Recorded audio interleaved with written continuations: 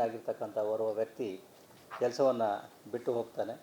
ಆತ ಹೋದ ನಂತರ ಅವರು ಆ ಒಂದು ಸ್ಟೋರ್ಸ್ನಲ್ಲಿ ಗಮನಿಸಿದಾಗ ಒಟ್ಟು ಸುಮಾರು 57 ಲ್ಯಾಪ್ಟಾಪ್ಗಳು ಕಣ್ಮರೆಯಾಗಿರ್ತಕ್ಕಂಥದ್ದು ಕಂಡುಬರ್ತದೆ. ಇದರಿಂದಾಗಿ ಇದರ ಬಗ್ಗೆ ಪೊಲೀಸ್ ಠಾಣೆಯಲ್ಲಿ ಅವರು ಪ್ರಕರಣವನ್ನು ದಾಖಲಿಸುತ್ತಾರೆ.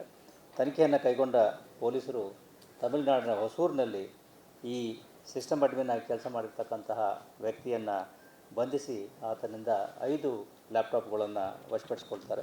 ಅದಾದ ನಂತರದಲ್ಲಿ ಆತನ ಹೇಳಿಕೆಯ ಮೇರೆಗೆ ಅಲ್ಲೇ ತಮಿಳುನಾಡಿನಲ್ಲಿ ಹೊಸೂರಿನಲ್ಲಿ ಒಂದು ಹಳೆಯ ಲ್ಯಾಪ್ಟಾಪ್ ಮತ್ತು ರಿಪೇರಿ ಅಂಗಡಿನಲ್ಲಿ ಎಲೆಕ್ಟ್ರಾನಿಕ್ ಶಾಪ್ನಲ್ಲಿ ಇನ್ನೂ 45 ಲ್ಯಾಪ್ಟಾಪ್ಗಳನ್ನು ವಶಪಡಿಸಿಕೊಂಡಿರುತ್ತಾರೆ. ಇವು ಒಟ್ಟು 50 ಲ್ಯಾಪ್ಟಾಪ್ಗಳು ಈ ರೀತಿ ರಿಕವರಿ ಆಗಿದ್ದಾವೆ. ಆರೋಪಿ ಮೂಲತಃ ತಮಿಳುನಾಡಿನವನೇ ಆಗಿದ್ದು BCA ಮಾಡಿಕೊಂಡು ಇಲ್ಲಿ ಈ IT ಕಂಪನಿಯಲ್ಲಿ ಸಿಸ್ಟಮ್ ಅಡ್ಮಿನ್ ಆಗಿ ಕೆಲಸ ಮಾಡ್ತಾ ಇದ್ದ ಸಂದರ್ಭದಲ್ಲಿ ಈ ರೀತಿ ಆತನಿಗೆ ಇದೆಲ್ಲ ಸ್ಟೋರ್ ಇನ್ಚಾರ್ಜ್ ಇದ್ದಿದ್ದರಿಂದ ಈ ಕಳ್ಳತನವನ್ನು ಮಾಡಿರ್ತಕ್ಕಂಥದ್ದು ಈಗ ತನಿಖೆಯಲ್ಲಿ ಕಂಡುಬಂದಿದೆ.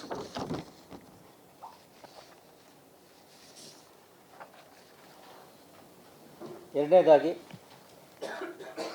ಪುಟ್ಟೇನಹಳ್ಳಿ ಪೊಲೀಸ್ ಠಾಣೆಯವರು ಈ ಮೊಬೈಲ್ ಫೋನ್ಗಳನ್ನು ರಾಬರಿ ಮಾಡ್ತಾ ಇರ್ತಕ್ಕಂಥ 2 ವ್ಯಕ್ತಿಗಳನ್ನು ಬಂಧಿಸಿ ಅವರಿಂದ ಒಟ್ಟು 20 ಮೊಬೈಲ್ ಫೋನ್ಗಳನ್ನು ವಶಪಡಿಸಿಕೊಂಡಿದ್ದಾರೆ ಮತ್ತು ಇದರಿಂದ 5 ಪ್ರಕರಣಗಳು ಪತ್ತೆಯಾಗಿದ್ದಾವೆ. ಇವುಗಳ ಒಟ್ಟು ಮೌಲ್ಯ 4,17 ಲಕ್ಷ. ಪುಟ್ಟೇನಹಳ್ಳಿ ಪೊಲೀಸ್ ಠಾಣೆಯಲ್ಲಿ 4ನೇ ತಾರೀಕು ಜೂನ್ ರಂದು ರಾತ್ರಿ ಲೇಟ್ ನೈಟ್ ಈ ಡೆಲಿವರಿ ಮಾಡುವ ಸಲುವಾಗಿ ಪುಟ್ಟೇನಹಳ್ಳಿ ಠಾಣಾ ಸರಹದ್ದಿನ ಒಂದು ಲೊಕೇಶನ್ ಸರ್ಚ್ ಮಾಡ್ತಾ ಇರ್ತಕ್ಕಂಥ ಸಂದರ್ಭದಲ್ಲಿ 2 ಅಪರಿಚಿತ ವ್ಯಕ್ತಿಗಳು ವಿಳಾಸ ಕೇಳುವ ನೆಪದಲ್ಲಿ ಫಿರ್ಯಾದಿದಾರ ಬಳಿ ಬಂದು ಅವರ ಮೊಬೈಲ್ ಫೋನ್ಗಳನ್ನು ಕಿತ್ಕೊಂಡು ಹೋಗಿರ್ತಾರೆ. ಪ್ರಕರಣದ ಒಂದು ತನಿಖೆಯನ್ನು ಕೈಗೊಂಡ ಪುಟ್ಟೇನಹಳ್ಳಿ ಪೊಲೀಸರು ಒಂದು ಖಚಿತ ವರ್ತಮಾನದ ಮೇರೆಗೆ ಹಿಂದೆ ಡಕಾಯಿತಿ ಪ್ರಕರಣದಲ್ಲಿ ಶಾಮೀಲಾಗಿರ್ತಕ್ಕಂತಹ 2 ವ್ಯಕ್ತಿಗಳನ್ನು ಬಾಡಿ ವಾರೆಂಟ್ನಲ್ಲಿ ಬಂಧಿಸಿ ತಂದು ಅವರನ್ನು ಕೂಲಂಕುಷವಾಗಿ ವಿಚಾರಣೆ ಮಾಡಿ ಅವರಿಂದ ಒಟ್ಟು 20 ಮೊಬೈಲ್ ಫೋನ್ಗಳನ್ನು ಮತ್ತು ಒಂದು ದ್ವಿಚಕ್ರ ವಾಹನವನ್ನು ರಿಕವರಿ ಮಾಡಿಕೊಳ್ತಾರೆ. ಈ 2 ಆರೋಪಿಗಳು ಮೂಲತಃ MOBಗಳಾಗಿದ್ದು ಅವರ ಮೇಲೆ ಹಿಂದೆಯೂ ಕೂಡ ಬನ್ನೇರುಘಟ್ಟದಲ್ಲಿ ಮತ್ತು ಬೆಂಗಳೂರು ನಗರದಲ್ಲಿ ಕೆಲವು ಪ್ರಕರಣಗಳು ದಾಖಲಾಗಿದ್ದಾವೆ. ಈ 2 ಆರೋಪಿಗಳು MOBಗಳಾಗಿರ್ತಾರೆ. ಇವರು ಆನೇಕಲ್ ಭಾಗ ಜಿಗಣಿ ಮತ್ತು ಆನೇಕಲ್ ಭಾಗದವರಾಗಿದ್ದು ಇವರ ಒಂದು ತನಿಖೆಯಿಂದ ಒಟ್ಟು 20 ಫೋನ್ಗಳು, ಒಂದು ಆಟೋ ರಿಕ್ಷಾ, ಒಟ್ಟು 4.17 ಲಕ್ಷ ಮೌಲ್ಯದ ವಸ್ತುಗಳು ಈಗ ರಿಕವರಿ ಆಗಿದೆ. ಅದೇ ರೀತಿಯಾಗಿ ಹನುಮಂತನಗರ ಪೊಲೀಸ್ ಠಾಣೆಯವರು ಕೂಡ ಆಟೋ ರಿಕ್ಷಾದಲ್ಲಿ ಬಂದು ಮೊಬೈಲ್ ಫೋನ್ಗಳನ್ನು ಸುಲಿಗೆ ಮಾಡ್ತಾ ಇರತಕ್ಕಂಥ 3 ವ್ಯಕ್ತಿಗಳನ್ನು ಬಂಧಿಸಿ ಅವರಿಂದ 6 ಮೊಬೈಲ್ ಫೋನ್ಗಳು, ಕೃತ್ಯಕ್ಕೆ ಬಳಸಿರ್ತಕ್ಕಂಥ ಒಂದು ಮಚ್ಚು ಮತ್ತು ಒಂದು ಆಟೋ ರಿಕ್ಷಾವನ್ನು ವಶಪಡಿಸಿಕೊಂಡಿರುತ್ತಾರೆ. ಒಟ್ಟು ಮೌಲ್ಯ 1.6 ಲಕ್ಷ ಮತ್ತು ಇದರಿಂದ ಒಟ್ಟು 6 ಹೊಸ ಪ್ರಕರಣಗಳು ಪತ್ತೆಯಾಗಿದ್ದಾವೆ. ಹನುಮಂತನಗರ ಪೊಲೀಸ್ ಠಾಣೆಯಲ್ಲಿ ಇದೇ ತಿಂಗಳು 2ನೇ ತಾರೀಕಿನಂದು 3 ಅಪರಿಚಿತ ವ್ಯಕ್ತಿಗಳು ರಾತ್ರಿ ವಾಕ್ ಮಾಡ್ತಾ ಇರ್ತಕ್ಕಂತಹ ಸಂದರ್ಭದಲ್ಲಿ ವ್ಯಕ್ತಿಗಳಿಂದ 2 ಮೊಬೈಲ್ ಫೋನ್ಗಳನ್ನು ತೆಗೆದುಕೊಂಡು ಹೋಗಿರ್ತಾರೆ. ಅವರು ಆಟೋ ರಿಕ್ಷಾದ ಕೆಲವು ನಂಬರ್ಗಳನ್ನು ಮಾತ್ರ ನೋಟ್ ಮಾಡಿಕೊಂಡಿದ್ದು ಅದರ ಆಧಾರದ ಮೇರೆಗೆ ಪೊಲೀಸರು ತನಿಖೆಯನ್ನು ಕೈಗೊಂಡು ಕಳಸಪಾಳ್ಯ ಹತ್ತಿರ ಈ ಒಂದೇ ದಿವಸದಲ್ಲಿ ಈ 3 ಆರೋಪಿಗಳನ್ನು ವಶಕ್ಕೆ ಪಡಿಸಿಕೊಂಡು ಅವರಿಂದ 2 ಮೊಬೈಲ್ ಫೋನ್ ಸೇರಿದಂತೆ ಈ ಪ್ರಕೃತಕ್ಕೆ ಆಗಿರ್ತಕ್ಕಂಥ 2 ಮೊಬೈಲ್ ಫೋನ್ಗಳು ಜೊತೆಗೆ ಒಟ್ಟು 4 ಮೊಬೈಲ್ ಫೋನ್ಗಳನ್ನು ವಶಪಡಿಸ್ಕೊಳ್ತಾರೆ. ನಂತರ ಇನ್ನೂ 2 ಮೊಬೈಲ್ ಫೋನ್ಗಳು ಸಿಕ್ಕು ಮತ್ತು ಒಂದು ಮಚ್ಚು ಮತ್ತು ಆಟೋ ರಿಕ್ಷಾ ಕೂಡ ರಿಕವರಿ ಆಗುತ್ತೆ. ಒಟ್ಟು 6 ಪ್ರಕರಣಗಳು ಇದರಿಂದ ಬಯಲಿಗೆ ಬಂದಿದ್ದಾವೆ. ಇದರಲ್ಲಿ ಒಬ್ಬ ಆರೋಪಿ MOB ಆಗಿದ್ದು ಉಳಿದ 2 ಆರೋಪಿಗಳ ಮೇಲೆ ಯಾವುದೇ ಪ್ರಕರಣಗಳು ಇರೋದಿಲ್ಲ. ಇದು ಪುಟ್ಟೇನಹಳ್ಳಿಯವರು ಮಾಡಿರ್ತಕ್ಕಂತಹ, ಹನುಮಂತನಗರದವರು ಮಾಡಿರ್ತಕ್ಕಂತಹ ಒಂದು ಉತ್ತಮ ಕಾರ್ಯಾಚರಣೆ. ಕೊನೆಯದಾಗಿ ಬೆಂಗಳೂರು ನಗರದಲ್ಲಿ ಅನೇಕ ವಾಹನ ಕಳ್ಳತನಗಳು ಆಗ್ತಾ ಇದ್ದಾವೆ. ಅವುಗಳನ್ನು ಕೂಡ ನಾವು ಗಂಭೀರವಾಗಿ ಪರಿಗಣಿಸ್ತಾ ಇದ್ದೇವೆ. ಇದರಿಂದಾಗಿ ಈ ಒಂದು 4 ಪೊಲೀಸ್ ಠಾಣೆಯವರು ಸೋಲದೇವನಹಳ್ಳಿ, ಬ್ಯಾಡರಹಳ್ಳಿ, KS ಲೇಔಟ್ ಮತ್ತು ಕೋನನಕುಂಟೆ ಪೊಲೀಸರು ಒಟ್ಟು 32 ದ್ವಿಚಕ್ರ ವಾಹನಗಳು ಹಾಗೂ 5 ಆಟೋ ರಿಕ್ಷಾಗಳನ್ನು ಕಳ್ಳತನ ಮಾಡಿರ್ತಕ್ಕಂಥದ್ದನ್ನು ಪತ್ತೆ ಮಾಡಿದ್ದಾರೆ. ಇದರಿಂದಾಗಿ ಒಟ್ಟು 23 ಪ್ರಕರಣಗಳು ಈಗ ಬೆಳಕಿಗೆ ಬಂದಿದ್ದಾವೆ. ಒಟ್ಟು 8 ಆರೋಪಿಗಳನ್ನು ಬಂಧಿಸಿದ್ದಾರೆ ಹಾಗೂ ಇವುಗಳ ಒಟ್ಟು ಮೌಲ್ಯ ಸುಮಾರು 35 ಲಕ್ಷ ಆಗಿದೆ. ವಿವರಗಳಿಗೆ ಹೋಗೋದಾದರೆ ಸೋಲದೇವನಹಳ್ಳಿ ಪೊಲೀಸ್ ಠಾಣೆಯಲ್ಲಿ ಮನೆ ಮುಂದೆ ರಾತ್ರಿ ನಿಲ್ಲಿಸಿರ್ತಕ್ಕಂತಹ ಒಂದು ದ್ವಿಚಕ್ರ ವಾಹನವನ್ನು ಕಳ್ಳತನ ಮಾಡಿರ್ತಕ್ಕಂಥ ಒಂದು ಘಟನೆ ಆಗಸ್ಟ್ ತಿಂಗಳ ಕೊನೆಯಲ್ಲಿ ಆಗಿರ್ತಕ್ಕಂಥದ್ದು. ಇದರ ಮಾಹಿತಿಯನ್ನು ಅನುಸರಿಸಿ ಪೊಲೀಸರು ಇವರನ್ನು ಪತ್ತೆ ಹಚ್ಚಿ ಅವರಿಂದ ಒಟ್ಟು 12 ದ್ವಿಚಕ್ರ ವಾಹನಗಳನ್ನು ವಶಪಡಿಸಿಕೊಂಡಿದ್ದಾರೆ. ಇದರ ಒಟ್ಟು ಮೌಲ್ಯ 17 ಲಕ್ಷ. ಇದರಲ್ಲಿ 6 ಪ್ರಕರಣಗಳು ಬಳಕೆಗೆ ಬಂದಿರುತ್ತವೆ. ಆರೋಪಿಗಳು MOBಗಳಾಗಿದ್ದು ಹಿಂದೆಯೂ ಕೂಡ ಅವರುಗಳ ಮೇಲೆ ಕೆಲವೊಂದು ಪ್ರಕರಣಗಳು ದಾಖಲಾಗಿರ್ತಕ್ಕಂಥದ್ದು ಕಂಡುಬಂದಿದೆ.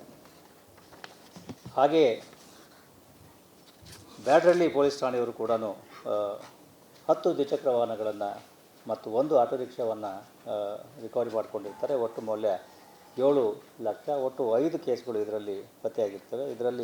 ಇದರಲ್ಲಿ ಕೂಡ ಬ್ಯಾಡರಳ್ಳಿಯಲ್ಲಿ ಕೆಲಸಕ್ಕೆ ಅಂತ ದ್ವಿಚಕ್ರ ವಾಹನವನ್ನು ನಿಲ್ಲಿಸಿ ಹೋದಾಗ ವಾಪಸ್ ಬರೋದರಲ್ಲಿ ಯಾರೋ ಕಳ್ಳರು ಅದನ್ನು ಕದ್ಕೊಂಡು ಹೋಗಿರ್ತಾರೆ. ಪ್ರಕರಣದ ತನಿಖೆಯನ್ನು ಕೈಗೊಂಡು 2 ವ್ಯಕ್ತಿಗಳನ್ನು ಈ ಪ್ರಕರಣದಲ್ಲಿ ಕೂಲಂಕುಷವಾಗಿ ವಿಚಾರಣೆ ಮಾಡಿ ಅವರಿಂದ ಇವುಗಳನ್ನು ರಿಕವರಿ ಮಾಡಲಾಗಿದೆ. ಒಟ್ಟು 5 ಪ್ರಕರಣಗಳು ಇದರಲ್ಲಿ ಪತ್ತೆಯಾಗಿದ್ದಾವೆ. 7 ಲಕ್ಷ ಒಟ್ಟು ಮೌಲ್ಯ. ಹಾಗೆ ಕೋಣನಕುಂಟೆ ಪೊಲೀಸ್ ಠಾಣೆಯಲ್ಲಿಯೂ ಕೂಡ 9 ದ್ವಿಚಕ್ರ ವಾಹನಗಳನ್ನು ಪತ್ತೆ ಹಚ್ಚಿದ್ದಾರೆ ಮತ್ತು ಇವುಗಳ ಒಟ್ಟು ಮೌಲ್ಯ 5 ಲಕ್ಷ. ಒಟ್ಟು 7 ಕೇಸ್ಗಳು ಪತ್ತೆಯಾಗಿದ್ದಾವೆ. ಇದರಲ್ಲಿ ಕೂಡ ಆರೋಪಿಗಳು ಯಾವುದೇ ಹಳೆಯ ಪ್ರಕರಣಗಳು ಇಲ್ಲ. ಇವುಗಳ ಒಟ್ಟು ಇದರಿಂದ 7 ಪ್ರಕರಣಗಳು ಈಗ ನಮಗೆ ಪತ್ತೆಯಾಗಿದ್ದಾವೆ. ಹಾಗೆಯೇ KS ಲೇಔಟ್ನವರು, ಕುಮಾರಸ್ವಾಮಿ ಲೇಔಟ್ನವರು ಕೂಡ ಆಟೋ ರಿಕ್ಷಾ ಮತ್ತು ದ್ವಿಚಕ್ರ ವಾಹನಗಳನ್ನು ಕಳ್ಳತನ ಮಾಡ್ತಕ್ಕಂತಹ ಓರ್ವ ವ್ಯಕ್ತಿಯನ್ನು ಬಂಧಿಸಿ ಆತನಿಂದ 3 ಆಟೋ ರಿಕ್ಷಾ ಮತ್ತು 2 ದ್ವಿಚಕ್ರ ವಾಹನಗಳನ್ನು ಪತ್ತೆ ಹಚ್ಚಿದ್ದಾರೆ. ಒಟ್ಟು ಸುಮಾರು 6 ಲಕ್ಷ ಮೌಲ್ಯದ ಸ್ವತ್ತುಗಳಾಗಿರ್ತವೆ. ಇದರಿಂದಾಗಿ ಈಗ 5 ಪ್ರಕರಣಗಳು ನಮಗೆ ಪತ್ತೆಯಾಗಿರ್ತವೆ. ಹೀಗೆ ಈಗಾಗಲೇ ಹೇಳಿದಾಗೆ ಒಟ್ಟು 4 ಪೊಲೀಸ್ ಠಾಣೆಯವರು ಸೇರಿಕೊಂಡು 32 ದ್ವಿಚಕ್ರ ವಾಹನಗಳು, 5 ಆಟೋ ರಿಕ್ಷಾಗಳು ಮತ್ತು ಒಟ್ಟು ಮೌಲ್ಯ 35 ಲಕ್ಷ. ಒಟ್ಟು 23 ಪ್ರಕರಣಗಳು ಈಗ ಪತ್ತೆಯಾಗಿದ್ದಾವೆ. ಆರೋಪಿಗಳ ಸಂಖ್ಯೆ 8 ಆಗಿದೆ. ಆದ್ದರಿಂದ ಸಾರ್ವಜನಿಕರಲ್ಲಿ ನಾವು ಕೇಳ್ಕೊಳ್ತಕ್ಕಂಥದ್ದು, ನೀವು ದ್ವಿಚಕ್ರ ವಾಹನಗಳನ್ನು ನಿಲ್ಲಿಸುವಾಗ ಮನೆ ಮುಂದೆ ಆಗಲಿ ಅಥವಾ ಎಲ್ಲಿಯಾದರೂ ಕೆಲಸಕ್ಕೆ ಹೋದ ಸಂದರ್ಭದಲ್ಲಿ ಮಾಲ್ಗೆ ಅಥವಾ ಬೇರೆ ಕಡೆಗಳಲ್ಲಿ ಹೋದಾಗ ಅವುಗಳ ಸುರಕ್ಷತೆಯ ಬಗ್ಗೆ ಗಮನ ಹರಿಸಬೇಕಾಗ್ತದೆ. ಎಲ್ಲಿ ನಿಲ್ಲಿಸ್ತೀರಾ, ಯಾವ ರೀತಿಯ ಸಂದರ್ಭದಲ್ಲಿ ನಿಲ್ಲಿಸ್ತೀರಾ, ಲಾಕ್ ಆಗಿದೆಯಾ ಇಲ್ಲವೇ, ಅದು ಸುರಕ್ಷಿತ ಸ್ಥಳವೇ ಹೌದೇ ಅಲ್ಲವೇ ಅನ್ನೋದನ್ನು, ಜೊತೆಗೆ ಮುಖ್ಯವಾಗಿ ರಾತ್ರಿ ಹೊತ್ತಿನಲ್ಲಿ ಮನೆ ಮುಂದೆ ವಾಹನಗಳನ್ನು ನಿಲ್ಲಿಸುವಾಗ ಕೂಡ ಜಾಗರೂಕತೆಯನ್ನು ಕೈಗೊಳ್ಳಬೇಕಾಗ್ತದೆ. ಜೊತೆಗೆ ಇತ್ತೀಚಿನ ದಿವಸಗಳಲ್ಲಿ ತಂತ್ರಜ್ಞಾನದಲ್ಲಿ ಸಾಕಷ್ಟು ಆ್ಯಂಟಿ ಥೆಫ್ಟ್ ಲಾಕಿಂಗ್ ಮೆಕ್ಯಾನಿಸಮ್ಸ್ ಎಲ್ಲ ಬಂದಿದ್ದಾವೆ. ಅಂಥವನ್ನು ಅಳವಡಿಸ್ಕೊಂಡ್ರೆ, GPS ಅಳವಡಿಸ್ಕೊಂಡ್ರೆ ಈ ರೀತಿಯ ಕಳ್ಳತನಗಳನ್ನು ನಾವು ನಿಯಂತ್ರಿಸಲಿಕ್ಕೆ ಸಾಧ್ಯ ಆಗ್ತದೆ. ಇಷ್ಟು ಇವತ್ತಿನ ಮಾಧ್ಯಮದ ಮುಂದೆ ಇರತಕ್ಕಂತಹ ವಿಷಯಗಳು. ಧನ್ಯವಾದ.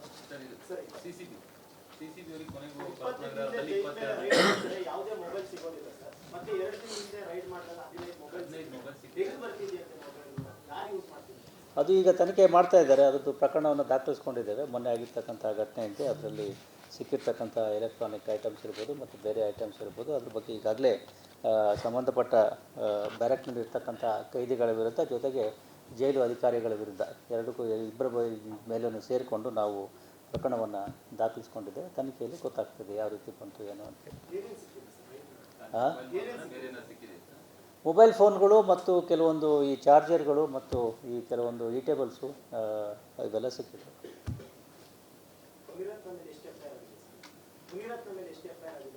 2 FIRಗಳಾಗಿದ್ದಾವೆ. 2 FIRಗಳಾಗಿದ್ದಾವೆ. 2 ದಿವಸಗಳ ಪೊಲೀಸ್ ಬಂಧನವನ್ನು ಪಡೆಯಲಾಗಿತ್ತು. ಇವತ್ತು ನ್ಯಾಯಾಲಯದ ಮುಂದೆ ನಾವು ಹಾಜರುಪಡಿಸಬೇಕಾಗಿದೆ.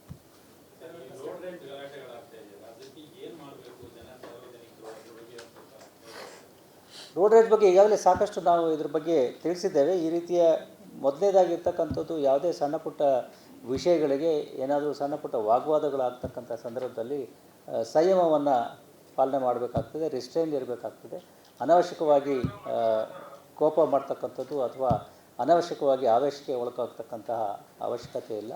ಏನೇ ವಿಷಯವಿದ್ದರೆ ನೀವು ಪೊಲೀಸರಿಗೆ ಅಂದರೆ 112ಗೆ ಕರೆ ಮಾಡಿದ್ರೆ ನಾವು ವಿತಿನ್ 7 ಮಿನಿಟ್ ಆರ್ 8 ಮಿನಿಟ್ ನಾವು ಸ್ಥಳಕ್ಕೆ ಬರ್ತೀವಿ. ಸ್ಥಳಕ್ಕೆ ಬಂದು ಆ ಪರಿಸ್ಥಿತಿ ಏನಾಗಿದೆ, ಯಾರು ತಪ್ಪಿದೆ ಅಥವಾ ಏನು ಇದಾಗಿದೆ ಅನ್ನೋದ್ರ ಬಗ್ಗೆ ನಾವು ಪರಿಶೀಲಿಸಲಿಕ್ಕೆ ಸಾಧ್ಯ ಆಗ್ತದೆ. ಅನೇಕ ಸಂದರ್ಭಗಳಲ್ಲಿ ಆಗ್ತಕ್ಕಂಥದ್ದು ಸಣ್ಣ ಪುಟ್ಟ ವಿಷಯಗಳ ಬಗ್ಗೆ, ಗಾಡಿ ಟಚ್ ಆಯಿತು ಅಥವಾ ಓವರ್ಟೇಕಿಂಗ್ ಆಯಿತು ಅಥವಾ ಈ ರೀತಿಯ ಸಣ್ಣ ಪುಟ್ಟ ವಿಷಯಗಳಲ್ಲಿ, ಯಾಕೆಂದರೆ ಈ ರಸ್ತೆಯನ್ನು ಉಪಯೋಗಿಸಲಿಕ್ಕೆ ಎಲ್ಲರಿಗೂ ಕೂಡ ಹಕ್ಕಿದೆ. ಒಬ್ಬರ ಹಕ್ಕನ್ನು ಇನ್ನೊಬ್ಬರು ಕೇಳಲಿಕ್ಕೆ ಆಗೋದಿಲ್ಲ. ಬಟ್ ರಸ್ತೆ ನಿಯಮಗಳನ್ನು ನೀವು ಪಾಲಿಸಬೇಕಾಗ್ತದೆ, ಬೇರೆಯವರು ಕೂಡ ಪಾಲನೆ ಮಾಡಬೇಕಾಗ್ತದೆ. ಅದರಲ್ಲಿ ಏನಾದರೂ ವ್ಯತ್ಯಾಸಗಳಾದಾಗ ನಿಮಗೆ ಸಾಕಷ್ಟು ಅವಕಾಶಗಳಿದ್ದಾವೆ, ಯಾವ ರೀತಿಯಲ್ಲಿ ನೀವು ಪೊಲೀಸರಿಗೆ ಸಂಪರ್ಕಿಸ್ಬೋದು ಅಂತ ಹೇಳಿ. ನೀವು ಅವರ ಫೋಟೋವನ್ನು ತೆಗೆದು, ಅಂದರೆ ಏನು ವೈಲೇಷನ್ ಆಗಿದೆ ಅದರ ಫೋಟೋವನ್ನು ತೆಗೆದು ಪಬ್ಲಿಕ್ ಆ್ಯಪ್ನಲ್ಲಿ ಹಾಕಿದ್ರೆ ನಾವು ಅವ್ರ ಮೇಲೆ ನಾವು ಕ್ರಮವನ್ನು ಕೈಗೊಳ್ಳಲಿಕ್ಕೆ ಸಾಧ್ಯ ಆಗ್ತದೆ. ಜೊತೆಗೆ ಈ ರೀತಿ ಏನಾದರೂ ವಾಗ್ವಾದ ಅಥವಾ ಒಂದು ಏನಾದರೂ ಇದು ಆದಂಥ ಸಂದರ್ಭದಲ್ಲಿ ಪೊಲೀಸರಿಗೆ 112ಗೆ ಕರೆ ಮಾಡಿ ಸಂಯಮದಿಂದ ಇರಿ, ಪೊಲೀಸರು ಬರ್ತಾರೆ. ಅಷ್ಟರ ಸಂದರ್ಭದಲ್ಲಿ ಅವರ ವಾಹನ ನಂಬರನ್ನು ನೋಟ್ ಮಾಡ್ಕೊಳ್ಳಿ, ಆ ವ್ಯಕ್ತಿಯ ಚೆಹರೆ ಪರಿಚಯವನ್ನು ನೋಟ್ ಮಾಡ್ಕೊಳ್ಳಿ, ಫೋಟೋ ಇದ್ದರೆ ಫೋಟೋ ಇಟ್ಕೊಳ್ಳಿ.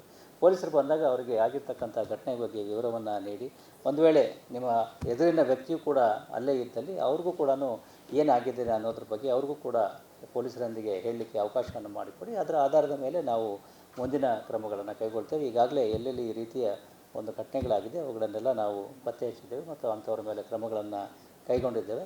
ಆದರೆ ನೀವು 112ಗೆ ಕರೆ ಮಾಡಿ ನಂತರದಲ್ಲಿ ಸೋಷಿಯಲ್ ಮೀಡಿಯಾವನ್ನು ಅಪ್ಲೋಡ್ ಮಾಡ್ಬೋದು. ಒಂದು ವೇಳೆ ನೇರವಾಗಿ ಸೋಷಿಯಲ್ ಮೀಡಿಯಾದಲ್ಲಿ ಅಪ್ಲೋಡ್ ಮಾಡಿದ್ರೆ ನಾವು ಮೊದಲು ನೀವು ಯಾರು ಅನ್ನೋದನ್ನು ಪತ್ತೆ ಹಚ್ಚಲಿಕ್ಕೆ ಪ್ರಯತ್ನ ಮಾಡಬೇಕಾಗ್ತದೆ.